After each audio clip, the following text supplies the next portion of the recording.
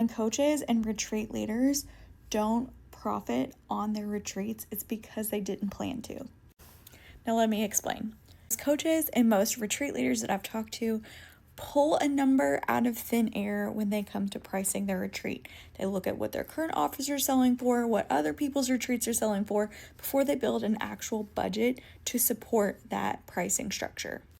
And when you sell a retreat without having even a high-level budget, you are absolutely not planning to profit from the experience. I go really in depth in both budget and pricing strategy inside of retreats on Repeat Academy, which is a self-paced retreat planning course that also gets Telegram access to me, so you can't really mess this up. So when you are pricing your retreat, you obviously need to lean into budget. So you have two different expense categories. You have the fixed expenses, which are expenses that do not change regardless of how many people are there. And then you have the variable expenses.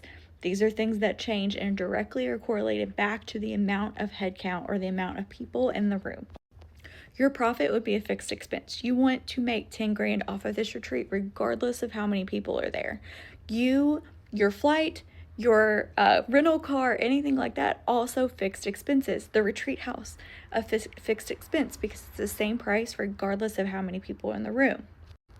Now, variable expenses are like food, airport transportation, activities, things like that that are directly dependent on how many people are physically there. Then you're going to add them all up. Add it all up, total it all up with your target head count. And then you're going to look at pricing based on either if all the rooms are the same and how much administrative work you want to do. And then maybe you could do a tiered pricing strategy based on the different rooms, whether it's a shared room or private room or whether or not there's a bathroom included. That's your choice.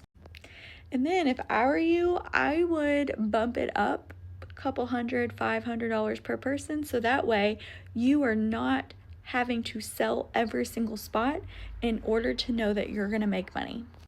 And the leaders who budget properly and then price for profit and use a pricing strategy that I'm talking about in this video are the ones that actually make money on their retreats. Retreats are not just like a nice to have offer. They're an authority builder, and you might as well get paid for the amount of work and effort and energy it takes to actually host.